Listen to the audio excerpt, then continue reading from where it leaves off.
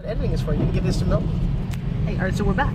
Yeah. Hey, it's Forbes Riley, and I'm in the car with Robert. Robert's got a health and wellness business. We're going to do some business tips 101. Would that be okay? Yeah. All right. So my first tip was about honesty. And honesty has to do with the difference between wanting something and actually doing something about it. So many people talk to you that they want money, they want to be successful, but they're not willing to take action. And then they complain that it didn't work. Well, what didn't work? You didn't take action. But oh yeah, it just didn't work. And the more things don't work, the more you affirm to yourself that things don't work. Those of us who live in a successful space go, I'm going to try something new. I anticipate to fail the first 1, 2, 3, 10 times. Or if you're Thomas Edison, he failed 10,000 times when he tried to make a light bulb. If he'd given up on 9,000, we wouldn't have light, apparently. And he chose not to give up. But you need to have a plan and you need to be organized. But so I asked Robert about his question. So Robert, a question that you ask yourself every day. Because I had someone in the car last night and her question was, why are things going so badly? I said, well, that's not a very good question. I said, rather than that question, why don't you ask, what are 3 ways that I can improve my business today? You know what's great about that? 1, 3 is quantifiable. I know if I did it. And not what are 15 ways. I just want, give me 1, 2, just if you're not doing that. And then you can judge how things are going. So the quality of your life is in direct proportion to the questions that you ask yourself. So Mr. Robert, what's your question that you ask yourself every day? What can I do? What can I do to bring value to not only my life but somebody else's? Okay, so I'm going to do a little coach. Can I coach you? Okay. So when you ask yourself, what can I do to bring value to somebody else? He added the today because I've been coaching him before we tune into this. The problem with that is, what can I do? Is you can answer the question. I could, be nice to people. Well, that's great. That brings value to people, but that's not a quantifiable business move, is it? So then let's tweak the question. Try again. Let me give you another actionable question you could ask yourself. How many, potential prospects I can talk to today? Okay. So now again, would it be how many? See, this is the problem. 10. No. Uh-oh. What if you just said how? So let's create some questions. Questions have numbers in them. They're quantifiable and they're urgent. That makes a good question. Okay. So how can I enroll, engage, or question 2 people that might forward my business today? Or who are 3 or 2 people? Not even, not how can I, just do it. Right. So if you're going to move your business forward today, what's the first thing you might do? Make my list. Make a list. All right, that's nice. And for people watching who don't know what that means, what does that mean? Well, the list is your Rolodex, the people that you know, the people that's in your phone.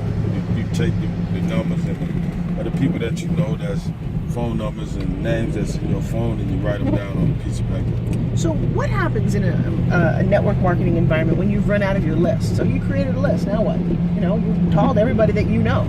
Then it's time to create.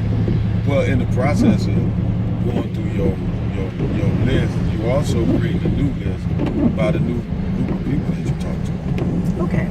So yes, that's one thing that you can do. I'm going to give you a really solid piece of advice on this one. What's the second thing you can do?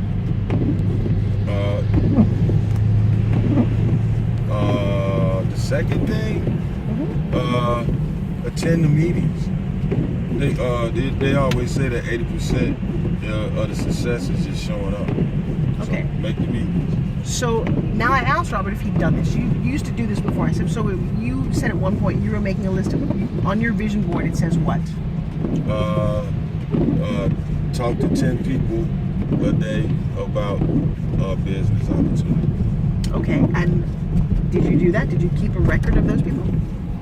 Yeah, I kept a record of the people, but I didn't keep a record of the action. Why? I went up and down. For me, I was doing it for a minute, then it kind of got, so that's why I'm talking to you. I got it. No, this is a good thing. So, do you think that an Olympic athlete kind of goes up and down and decides to work out only on days that they feel good? Are you asking me, is that what happens? I'm asking you, does an Olympic athlete who wants to win a gold medal only work out on days when they feel good? No. Why? Because you have to work out even though you don't feel like it. You got to become better. Okay. Repetitions is good. All right, so I didn't ask you if you got the 10 people. I just asked if you kept a list. This goes back to my very first point about honesty and accountability. Very often we're starting something new, and it's hard. We don't really want to look at it. You ever look at your bank statement, like your credit card, and go, I spent how much money? You just weren't really paying attention. You'd spend a lot less if you saw that thing every day, going, man, I don't want to spend all that. Right. So if you set out and said, I'm going to talk to 10 people every day, so here's something that happens. 1, you got all 10. You're writing that one down, that feels good. Second day, you got 3. Third day, you got 5. Fourth day, you got 10. Fifth day, you got 1. So if you were to look at that list, how would you feel? Not too good. Okay, so that's not a good answer. Forget feeling for then a second. What action would you take? Stick to the goal. Talk to 10 people. No. This is the big learning right here. What's that? So you're looking at those numbers and you only hit the goal 2 times out of an entire week, right? What a good business person does is to look at the days when they didn't hit their goal and say, ask the question, what could I have done? What action could I have done to make that better, more profitable? So you kind of go, wow, on those days I was, I don't know, I felt like hanging out and watching TV. And you write that down and you go, maybe watching TV instead of getting all the people doesn't make me feel as good as I thought it did. Maybe going out with my friends that night, even though I knew I just had one more person to go to get my goal. Remember, nobody's watching you if you got your goal or didn't, but you kind of need to look at it and assess how your game plan's going. Because then the next week, you get to do something. And here's the choice that most people don't realize. The next week, you can lower your goal. Did you know that? And you think, you know what? 10 people may be really unhappy. I didn't see my friends. I felt stressed all the time. But most people won't think you do that. Make the goal 8 people. Make the goal so much so that for a week, you got it all. Maybe it's 3 people. Well, 3 people is pretty much all I want to talk to. The book said I should have 10, but I don't have the skill set, or I don't really know. If you do 3, because all what happens is now, if you got an entire week of 3s, which is exactly your goal, how do you feel now? Feel better, a whole lot better. How do you feel better when you have 3 and you felt really crappy when you only had 8? Because realistically, I set a goal for 3 and I did 3. Right. So now what is the game? The game is when I hit a goal that I set out and I achieve it, I feel good. I think one of the secrets about business is to feel good all the time. It's why I don't work for somebody else. Because somebody else doesn't do that math. Somebody else says, they set a goal of 10, you don't only hit it twice, next week your goal is 12. And you're always feeling like you just can't ever hit the goal. Because that's how business in the real world works. Business in the real world is crap. It just is. It's not realistic. It's not a lifestyle business. It's not why you got into this. You want to feel good. Guess what? My limit's 3. And if I do 3 for a couple of times, I'm going to step it up to 4 and see how that feels. People don't do it that way. Makes sense. And they walk around unhappy all the time. That is your Forbes Riley business tip for the car.